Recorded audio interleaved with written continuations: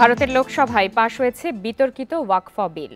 ১২ ঘন্টার দীর্ঘ বিতর্কের পর পাশ হয় বিলটি। এর পক্ষে ভোট পড়ে ২৮৮টি, আর বিপক্ষে ভোট দেয় ২৩২ জন সদস্য।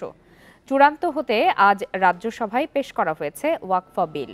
বুধবার মুসলিম ও বিরোধীদের আপত্তির মুখেই ভারতের পার্লামেন্টে ওয়াকফ বিল পেশ করে বিজেপি সরকার।